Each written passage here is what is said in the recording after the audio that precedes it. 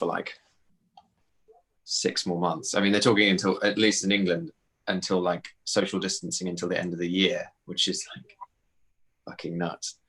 Are you guys in Paris? I am, yes. You're in Paris. I'm in Thailand. Oh, cool. How's Poland doing? Thailand. Oh, Thailand. I thought you said Poland. How's Thailand? That's much more exciting. Yeah, it's good. It's cool. Like they're doing also like social distancing, and we have to wear masks. But other than that, like it's pretty. Like we can still go to the beach. Yeah. All the restaurants are closed, and we can only like take out food. Yeah. But other than that, like it's pretty chill. Quite different from France and Europe in general. Yeah, France's lockdown sounds more intense than ours. With the, have you still got the passport situation? Like the to get out the house, you need documents. Yeah, you do. But now they did it on. You can do it on your phone now. Okay. But I think they track your phone to see like how long you are outside and where. Yeah, that's the fucked up bit. I like I read that thing about the some French minister who's like spoke to Apple and Google to try and change the privacy laws so that you'd be able to I don't know, see where everybody's gone on their phone, which I mean you already have that. Like if you look deep in your settings on your iPhone, there's like a list of all the places you've been and how long you've been there on a map.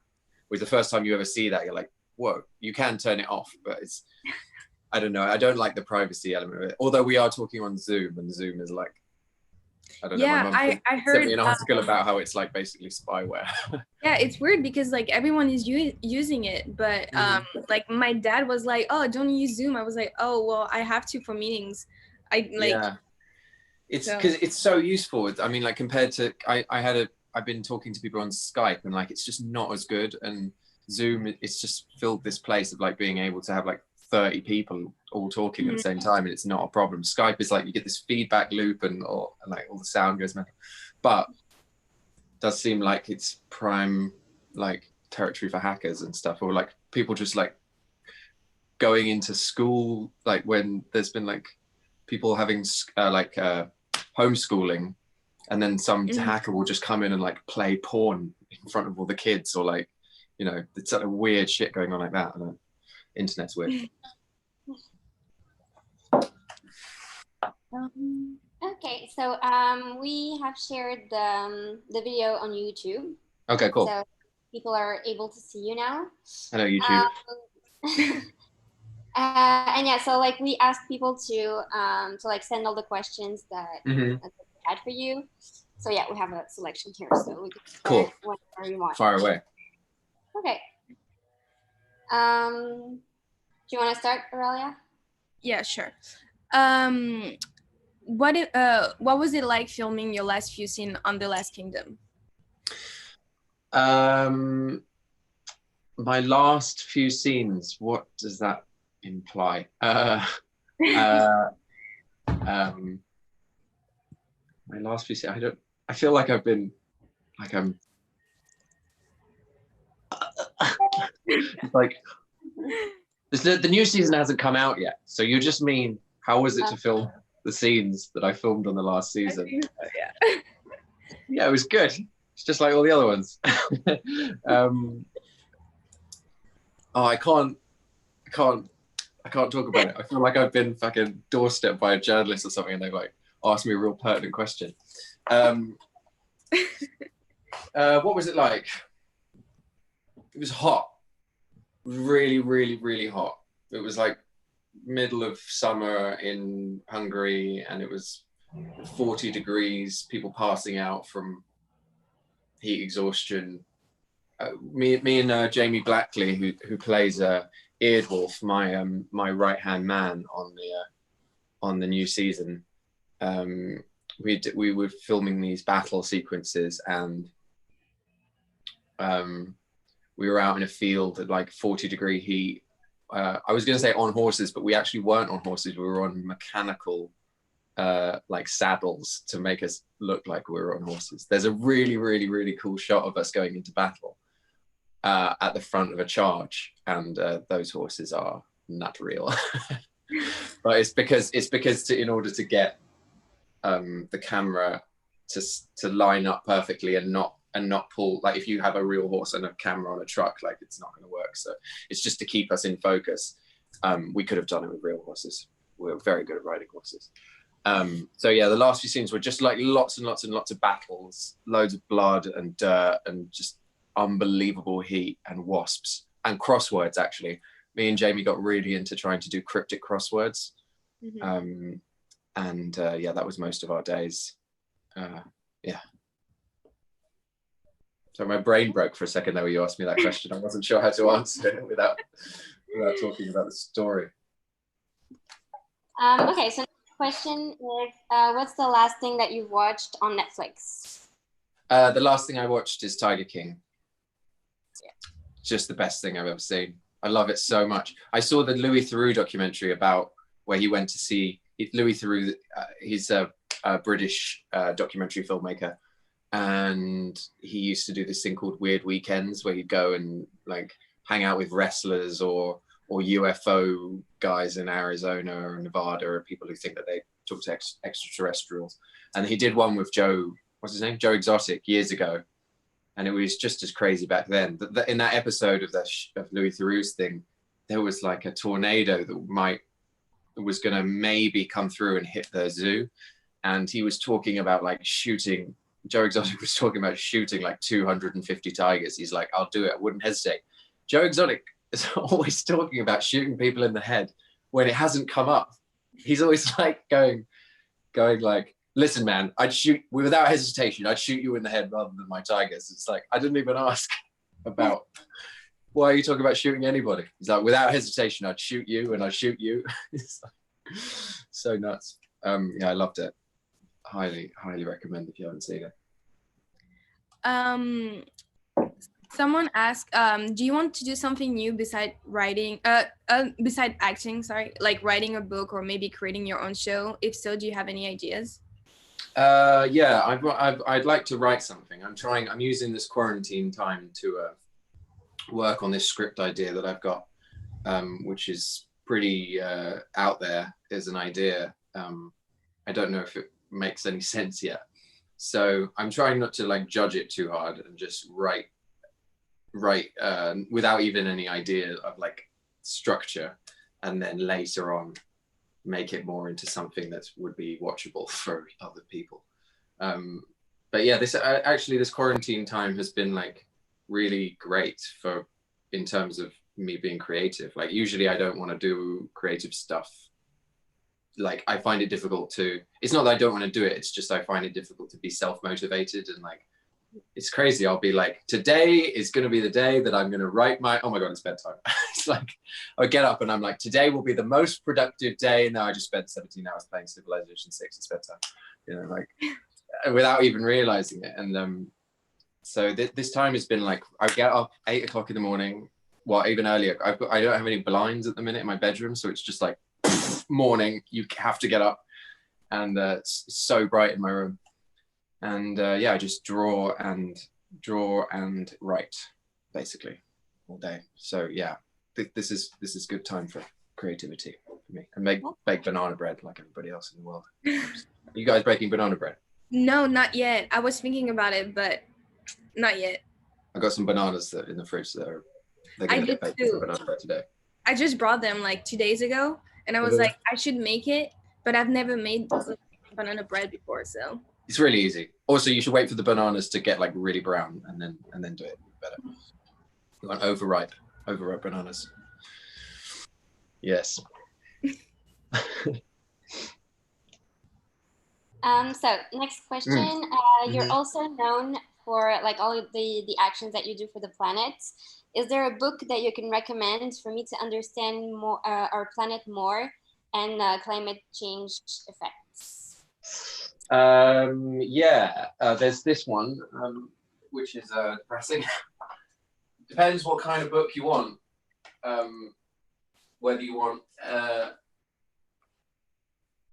this is one that I read recently, called The Uninhabitable Earth, which judging by the title is not that pleasant a read, which is just like every chapter is a different topic about how the climate breakdown will affect, how it will get worse, and also how it will affect like the food system and political systems and refugee, the routes that migrants take. And yeah, it's like really difficult to read and not very fun at all. But it's if you can stomach it, it's quite good. Yeah, I recommend that one, but it's not to read. If there was a cocktail called Rain, what would the cocktail be made of? Interesting question. Well, I feel like it's got to be a mixture of like modern and old. So it has to have some sort of like wine in it. Not that many cocktails have wine in them, but some, you know, like a Bloody Mary can have wine in it. Well, a Bloody Mary. Yeah, so something with wine, but then also something like really modern and fizzy, like sherbet or something. That sounds like it won't work, but somehow if you can get something, if someone can make an actual cocktail that's got like something really old, or even old, like what about cognac or something, French cognac, for the Valois line, and then something like completely modern and fizzy, like cherry Lambrini or something. If you make a cocktail out of like those two flavors, I think it'd be something like that. Nice. Then we have, how do you want to celebrate your 30th birthday? Thanks for reminding me. I've got one. I'm turning 29 this year, so yeah, I will be turning 30 next year. I don't know. It depends if we're allowed outside. I'd like to do something with humans. That'd be good. I don't really celebrate birthdays in like a big way. I'm not very good at doing like some of my friends have these beautiful dinners, and there's like one of my friends' birthdays recently, there was like speeches and stuff. It's like, wow, I don't think I'm gonna have speeches at my 30th. But like I always said about Toby, you know, I can't imagine that happening. But as long as I'm with people I love and it's some big dinner somewhere, that'd be nice. I'd quite like to enter my 30s not blind drunk, if possible. If I can wake up on the first morning of my 30th year not hungover, that would set a good precedent for my 30s, because my 20s have been the hungover years, and maybe I can do some more like wake up and meditate or something a bit more wholesome. Your favorite memory meeting fans? Well, I can see one actually here. This is I've got this on my shelf. This is from, I can't remember her name, but she's come to a couple of conventions. She's probably like 8, I think, and she gave me this, which is a trophy that says 1 on it, number 1, and has got pens. She gifted me pens, so that was incredibly sweet. And there's lots. I mean, the conventions that we've done have been so touching, and to see how much the show is influenced people, to see people who've got tattoos based on the show, some of the amazing artwork that's been brought to me and shown to me, gifted to me sometimes, and sometimes just to sign, but like just amazing stuff. And yeah, that makes it all make sense, and like just to have that conversation rather than it being like a one-way thing. So yeah, it's all good. And the fan edited videos and stuff that we were shown one year was just like heartwarming. Yeah, lots of stuff. Can't pick one moment, although the trophy's pretty good. Was it gifted to you in Paris? That the trophy? Yeah. Yeah, I think so. Yeah. Is Maybe. it like the little girl that had like the crown or crown on? Yeah, dressed like a princess. Yeah, it was her. Do you know what her name is? I know her mom's name. Yeah. But I don't know. She got my brother a gift at the Rain convention because she loved my brother so much for some reason. So she got him. So the next day, the second day of the convention, she got him a Lion King pop. She was so cute. Like she came and he was like, wait, like how? And she was like, well, yesterday you told me it's your favorite Disney movie, so like I wanted to give you a gift. That was so cute. She's really cute. Yeah, they're very sweet. So next we have a fan saying, Toby, what can you tell us about? Oh no, wait. No, it's we all know that you're a very committed person, and I wanted to thank you for that, by the way. So I wanted to know which book, show, or movie has helped you to become a better person.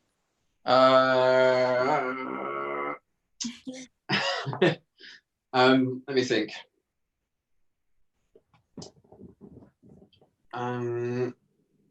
Something I read like last year was really inspirational, called Fatu Hiva, which is by Tor Heyerdahl. He's Norwegian. I should be able to pronounce his name better, but Fatu Hiva is about the year that he went to go and live in Polynesia when he was like 19. I think he's 19 or 20. Got married. Him and his new what do you call it? His newlyweds. Do you call it a new not new wife? That sounds sexist, but like a new car. But I just mean that they hadn't known each other that long, and they went to go and live in Polynesia, like the most remote island in the world, to try and go back to a natural way of living, like a pre-agricultural type thing. And he's just so inspirational. He's this Norwegian explorer. He just went and did it. He went and did this crazy thing. I mean, they almost died. Like they got almost like when the rain seasons came, it was just like hell. But he just did it, and he was only like 20 at the time. And then he realized that these like Polynesian heads, stone, you know, the heads that you see on Easter Island, the big stone carved heads. There are some of those on the islands that they were on, and he realized that it's likely that people sailed from Peru and from South America, and the thinking at the time was like, this impossible. You cannot. It's however many thousands of miles off the coast of South America. How you could get a boat there is impossible. But he did it. He proved it. He just did it. He's like, okay, well, I'll prove it to you. And he built a boat, a traditional South American raft, and not even sailed it, like drifted to these islands to prove it. And I found his proactiveness and his sort of no bullshit attitude really inspiring recently. Stuff by Alan Watts, the philosopher. When I first read there's a book called The Book. I think it's called The Taboo of Knowing Who You Really Are, I think. There's another one called The Age of Anxiety. They're quite similar books. Sorry, not The Age of Anxiety, The Wisdom of Insecurity. And both of those books, when I read them when I was like 19 or 20, was like, blew my mind that he was able to like quite clearly articulate this sort of a belief that I think people have, but they can't understand about how we're connected and how the illusions of like time and death and what we're doing here and who we are and our experience of feeling like we're little drivers inside of our heads, like little souls inside of our bodies, driving ourselves around, and all these weird experiences of being alive. And he articulated it very, very well. When I was in my late teens and read that stuff and saw a lot of his stuff on the internet, it was just like, whoa, man, changed my life, man. Yeah, those two things, love them both. How was it to be a part of the series The Medici season 3 and to work with Rose again? That was great. Me and Rose didn't get to work together directly that much, unfortunately. We were in Italy together in some very like relentlessly beautiful places where every time you go around a corner, you're like, oh my God, so goddamn beautiful. But so that was it was really, really nice to spend time with her in these like mad Italian towns. And but we didn't get to do that many scenes together, which is unfortunate. We did some sort of noddings and like knowing nods across some looks of like, I see you. Most of my stuff was with Daniel Sharman, who's excellent, and Johnny Harris, who is plays a terrifying is a terrifying performance from Johnny Harris, and I got to work with him a lot. Our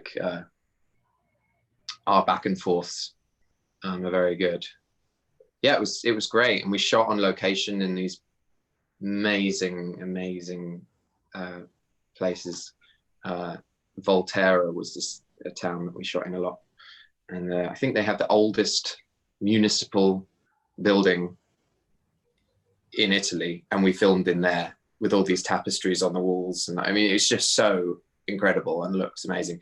And our director, who usually you have a camera operator and a director, and the director tells the camera operator what to do. But our director camera operated the whole thing on Steadicam. He looks like Hercules. He was a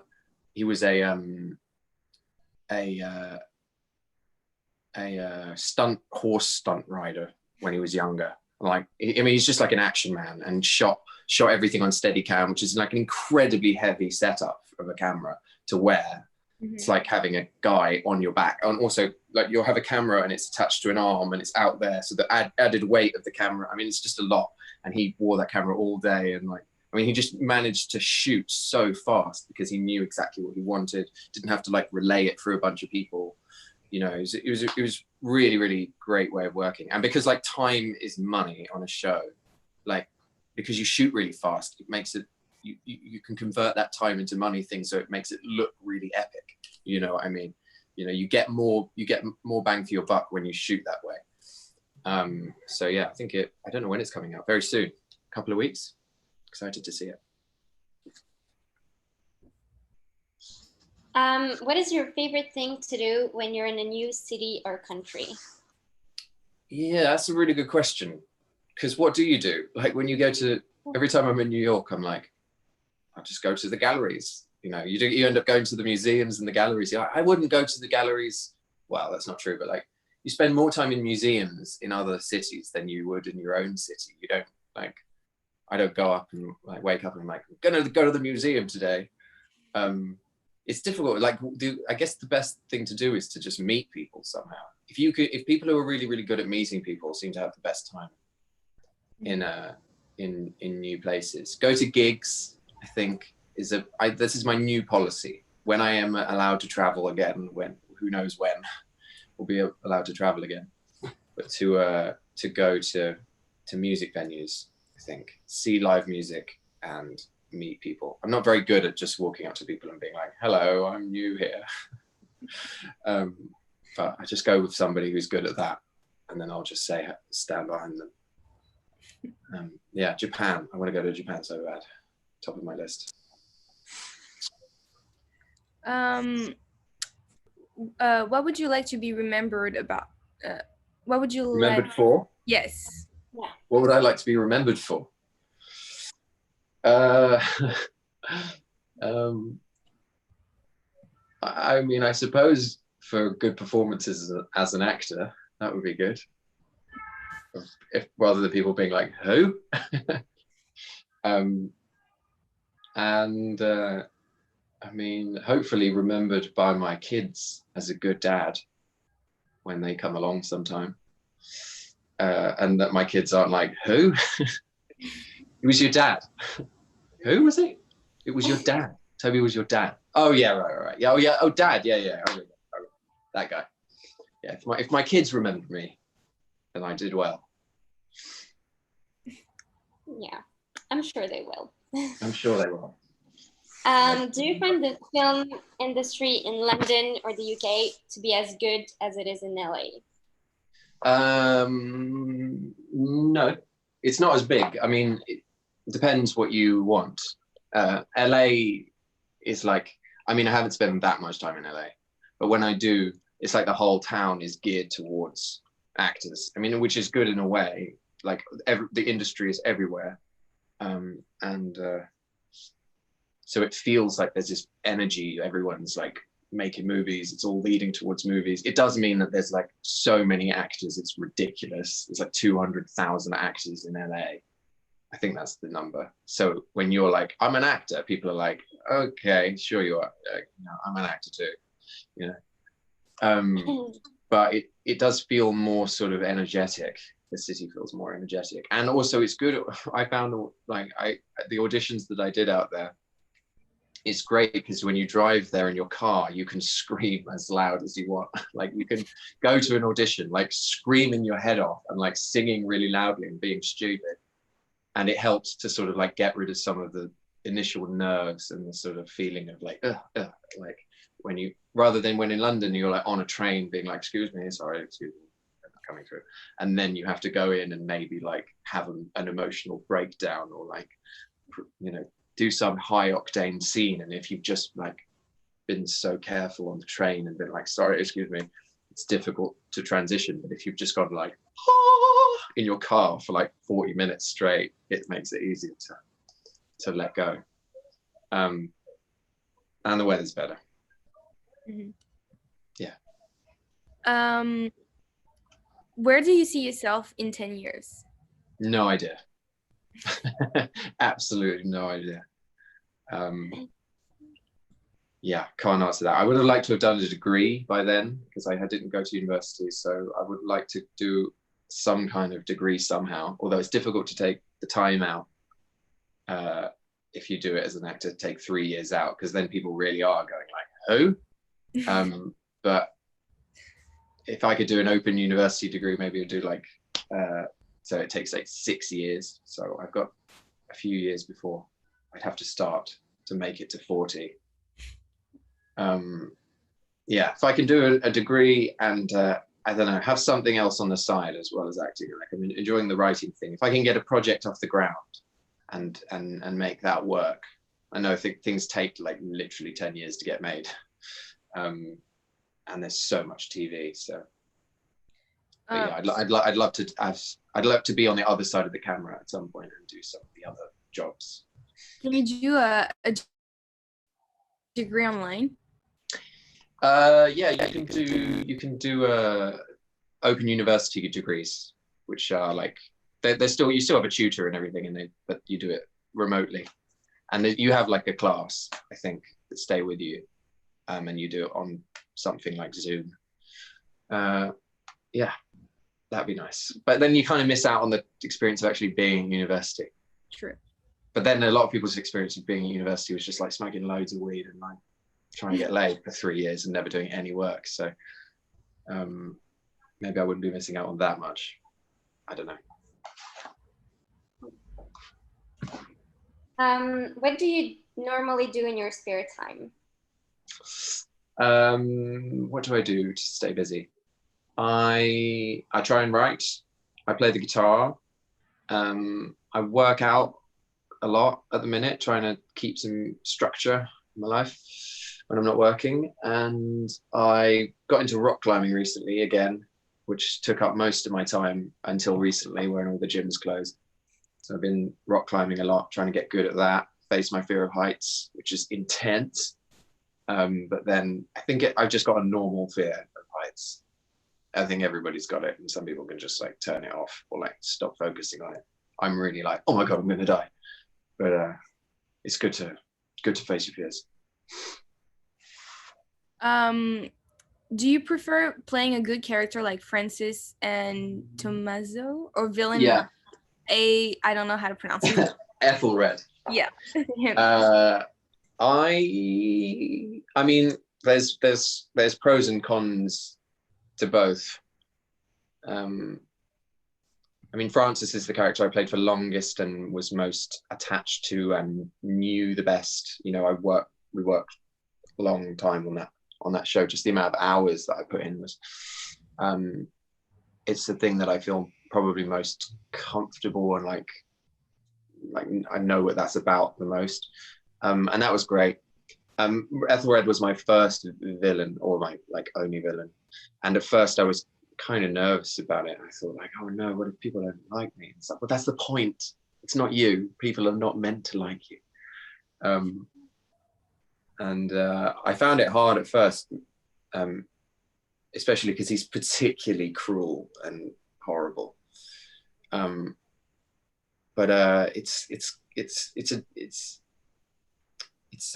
interesting to try and tap into some of the darker stuff, and you have to sort of empathize with. You have to find some way to make the character make sense to you, so you can't judge them as much. You have to find a way to sort of psychologically understand them, and that's hard when they're such a bastard. You have to be like, well, what if his childhood was difficult? Try and find a way in there. Yes, I mean it's actually kind of fun to play the villain, to be the one that everyone boos at and be like, yeah, fuck you, boo at me. You know, like to absorb all the boos is actually kind of fun. Yeah. How do you feel about playing characters that always die? Yeah, what the fuck? I don't know. I think it's something to do with the territory of I do period dramas. So, I mean, people tended to die in the past more often. So I'm putting it down to that. I'm putting it down to just the nature of the material, rather than it being like, let's get rid of this guy. I think it's, you know, people just died all the time in the past. So you know, everybody dies in period dramas. It's just like, when is your time coming, and how violent will it be? But yeah, I've died in everything that I've done for about 6 years. Yeah. You've been vegan for years now, I think. Have you ever been judged or feeling judged by just because you took this decision? What, to be a vegan? Yes. No, I mean, I haven't been a vegan for a while. I was when I was doing Rain, but and I couldn't hack it, to be honest. I couldn't keep it up, especially when I was trying to put weight on, when I was trying to get muscly for jobs, when I was trying to put muscle on. I found it really, really tough not to lose weight. I don't know, when I was shooting Rain, I was like 20. When I started, I was like 22, and I think I was a bit more like I was online a bit more like, yeah, guys, like, don't eat animals, and I think I shied away from being so arrogant about it. It always feels good to say that kind of stuff and be like, actually, no, I don't eat, I'm a vegan. But you know, funny enough, the guy in this book who wrote this book about the planet burning said he eats animals. I went and saw him talk, and he was like, yeah, I eat meat.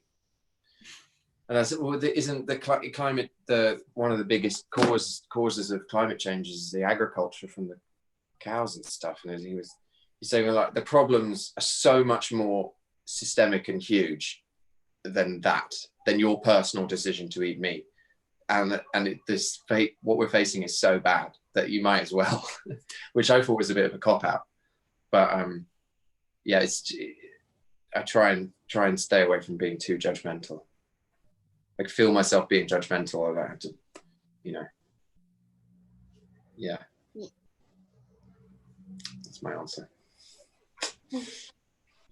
Okay, so another question is, The Last Kingdom cast seems to have a lot of fun, like after hours and stuff.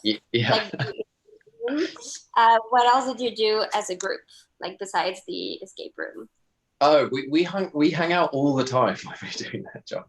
I mean, it's like we all stay in the same building, and it's a bit like Friends, where people are just sort of like bursting into other people's flats. It wasn't so much this season. The season before this one was just like a big long holiday. And we probably drank too much alcohol. But I mean, what do? We hang out all the time. There was one, like, we hang out so much that one time we broke the lift in the building just because we like all wanted to be together in the lift together, and then it went down instead of up, and we ended up in the basement. But then we ended up playing Mafia in the basement in the dark while we waited for the keys. Always a good time with us. Yeah, love those guys. What was your favorite travel? My what? Your favorite like country or city you visited? Probably New Orleans. I went to New Orleans while I was on rain. While I had my one weekend off. Well, I had weekends off anyway. I had a week off, and for the first time in like a year, and I went to Mardi Gras, but like not so much to the. I knew some people who lived there, luckily, because if I'd gone there as a tourist, just a straight tourist, I probably would have ended up like drinking tequila out of a bong or something. And like there are these like drinks that people drink. They're like this tall, neon plastic things. Like you neck the whole thing and then you throw up in a bin. And I stayed away from all that stuff and heard some amazing music. Like just every bar you go into, there's some incredible piano player or jazz band, and you ride around on bikes all night. Like that's how all the young people get around. The young people, it sounds so old. All the young people. I am a young person. That's how we got around on bikes, and yeah, it's just like stay up all night. Beer, like the beers are like $1. It feels like being in Jack Kerouac's On the Road or something, where it's like that beer will be $1, and just amazing music, amazing parades, and I don't know that just when you come out at the airport, like the air, as soon as I hit that air, it was like, wow, this smells sweet. It does. It is sort of intoxicating place. Amazing. Have you ever dealt with performance anxiety? Yeah, all the time. All the time I am nervous, basically. Especially auditions can be nerve-wracking, really, really nerve-wracking. I don't know, it's if you get too comfortable, if you just physically feel too comfortable, probably is a sign that it's not good. You'll have to relax as well, but I think there has to be a certain amount of tension. It's not tension like tense, but a certain questioning. You know, if you relax and you're like, I got this. I don't know. Some actors are like that. Some actors are don't worry about things at all. But I mean, for me, I do. I worry all the time. So yeah, I haven't really figured out a good strategy to deal with that, other than the best one, which is just to use it, just to be. If you're stressed, you're stressed. Most characters, especially ones in the past, in the 1500s, 1600s, they're usually stressed. Life is stressful, so it's okay. Just the character stress. You don't have to pretend like you're not stressed. Playing a king in the 9th century. 9th century? Yeah. 900s. Were there 8? We in the 10th century yet? I'm not sure. Yeah, but I can't remember. I think are we in the 900s yet? Or are we still in the 800s? Anyway, either way, 9th or 10th century, it's stressful to be a king. So don't have to pretend that you're not.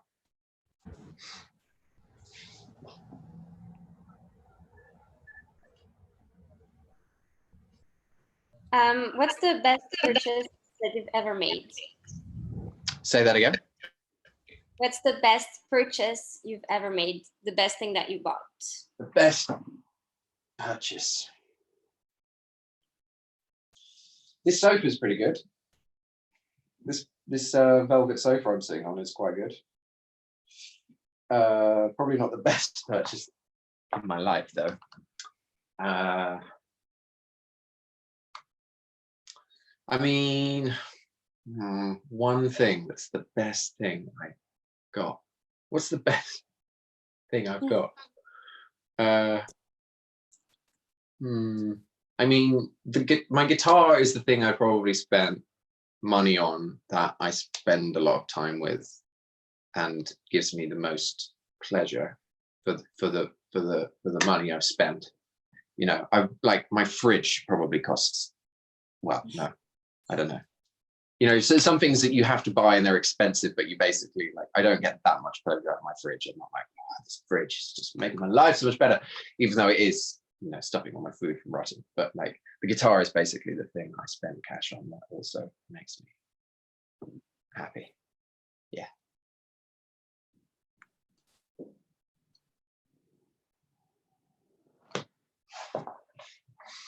We've got one of those delays, like the delays on the news when someone doesn't answer a question for ages.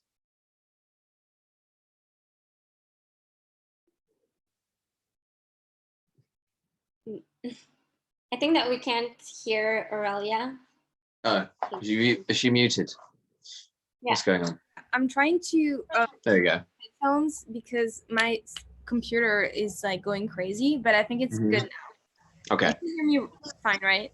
I can hear you. Okay. What's the most strange gift you've ever received? What's what? The most strange gift you've ever received. The strangest gift. I got asked this once in an interview, and I said the gift of life from my mum. But that's a bit weird of an answer. The strangest gift.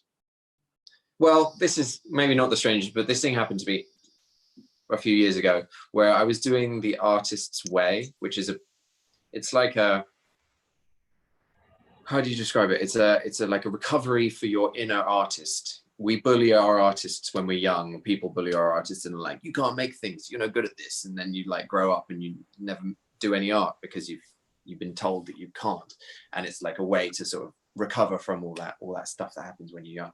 And then there's a bit in the book where it starts to get a bit like quite esoteric, and like the universe wants you to be an artist. So if you ask for something, you'll get it. And that's when I stopped reading the book, because I'm like, I hate that stuff when it's like, if you want it, you can just have it. And it's like, well, fucking no, that's not how life works. What if two people want the same thing and they both want it? Like, they both can't have it, you know? I don't like when it's like, oh, just think what you need and then the universe will bring it to you. Right? Fuck off. But I was doing it for the sake of it, and I was like, okay, I want colored pencils. I want to be able to draw. Bring me some colored pencils. And then that week, I was at Art Basel in Miami, and someone came up to me like with a goodie bag. Like he'd been to an event or something. Someone random in the street came up with a goodie bag from this event, and he was like really drunk, and he was like, take this, I don't need this anymore. And he gave it to me. In it, fucking pack of colored pencils. So I mean, like, yes, it's a coincidence, but it's pretty weird. That's a pretty weird gift that I was given. And I was like, okay, fair enough, fine. Okay, sometimes it works. But like, you can't just be like sandwich, and then a sandwich flies through the window, you know. Unless you really want it. You got to really want it. Okay, so could you describe Adelaide, Torrance, and Megan using one word only? What? Okay. I'll see if I can find a word that describes all three in one single word.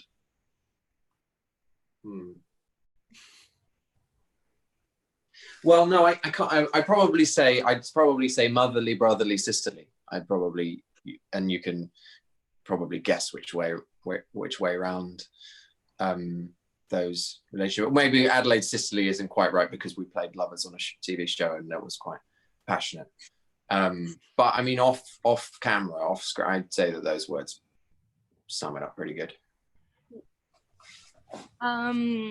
Favorite or most wanted superpower? It's always between stopping time, stopping time, teleportation, and flying are usually the main ones that you want. Teleportation is kind of like flying. I think flying's more fun probably than just being able to go there actually to enjoy it, because it's not about the destination, it's about the journey, right? So that's why flying is better. And also like the stopping time thing, if you stopped time, the only reason that there's heat is because particles are moving. So if you stop time, there would be no heat and you'd freeze instantaneously and be dead, and everyone would be dead. So you could only slow it down and then like wear a big jacket to keep warm. So I think probably flying is a good one. Some people say reading minds, and you're like, why the hell would you want to read anyone's mind? Either they're thinking something about you, in which case don't want to know, or they're just thinking what everyone else is thinking, which is just a bunch of random crap all in a row that doesn't make any sense. Yeah.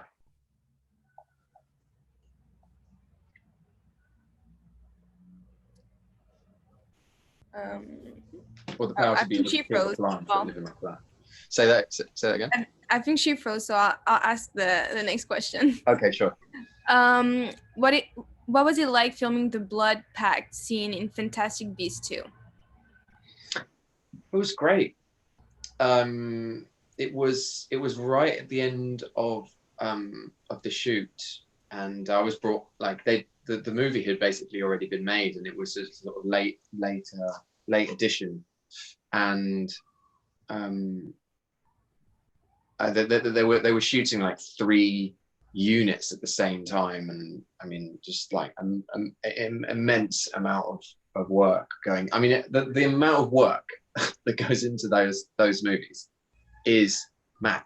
I would like to be in them a bit more so that I could spend more time in that world, but like just to even witness it for a day, just like everything in it is made with the most utter care. It's just amazing. All the costumes, all the sets, they photograph 3-dimension. They I don't know what the word is, where you basically photograph everything so that you can reproduce it in CGI, including me. Like that, you go into a room and they shoot you with 360-degree cameras and stuff, and then reproduce a model of you that's so realistic that you can like zoom into this to the like the surface of the skin and see the undulations of skin. I mean, just stuff like that. It's amazing. So yeah, I would love to if they're going to make more movies. There's 3 more movies planned. I'd love if there was some more young Dumbledore. I'm sure J.K. Rowling has got all that stuff in her head, so she can let it out, and that'd be great for me. But yeah, it's genuinely like magical, and because I'm only a tiny cog in this huge machine, the Potter machine. It's like you go as a fan, you go as like somebody who saw all the films, who read all the books the day they came out, saw all the films pretty much the day they came out, grew up like at the same age pretty much as like Dan Radcliffe and all the gang, and like yeah, so it's every time. And I was on the set for the last Harry Potter film as well, and just to go into the creature division, I mean, all of this stuff is now I guess that what has become the Harry Potter experience when you go to the studios. Mm-hmm. So it's just like they put you in a golf cart, and it's so big, the set's so big that you have to go on a golf cart around. It is just like being on a magical tour. Now you can go on that magical tour, but back in the day it was like, oh, wonderful. I love all that, like especially sculpturing and the prosthetics and creature department of like all the sculptures and creature design and stuff. It's just so cool. Someone actually asked you what is your favorite scene in Harry Potter? My favorite scene? Yeah. In Harry Potter? I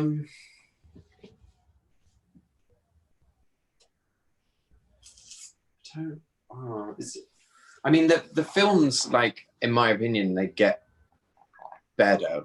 They got better. They've really found their like footing as the world developed. I mean, like, I remember seeing the trailer for the last film and just thinking like, looks so cool, the way the world that they've like slowly over time built into this like really, really, really, I mean, it became much more mature, and I like that for the series. I guess which is the best movie? I mean, The Prisoner of Azkaban is pretty good. Stuff with Gary Oldman, and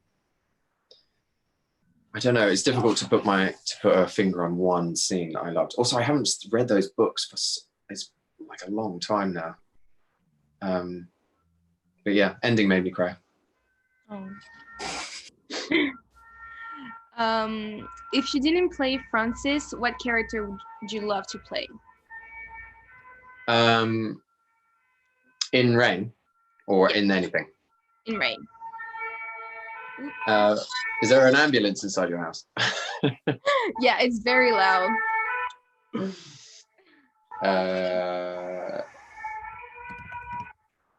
I get asked this question a lot. I mean, I would quite like to play Catherine, to be able to play. She's not. I mean, some people talk about her like she's the villain.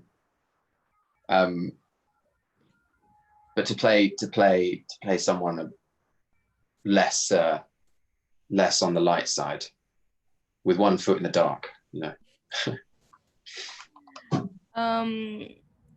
How do you stay grounded and humble with your career taking off and having I don't like this word. What word is it? Enthusiastic fan base, and I don't like that word. Okay. Yeah. How do I stay grounded? Yeah. I don't know. I mean, it's difficult to answer that, because I mean, from my perspective, I'm just like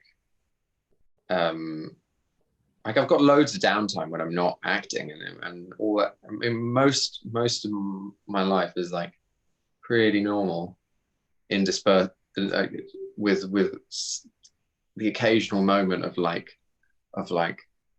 madness thrown in there. The conventions being one of them, where it's just like they're so intense, and all this like the effort and time put in by people, you know, fans of the show. But apart from that, most of my life's pretty normal.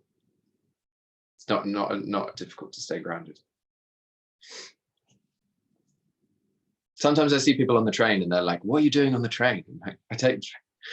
What other form of transport should I be taking? They expect me to be in some sort of like golden helicopter. Just normal. Have you both frozen now? Am I in this Zoom by myself? I've lost.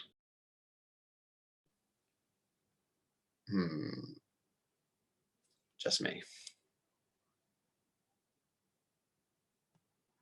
It's just me live on YouTube by myself with no one. Okay, I'm gonna like leave this thing, because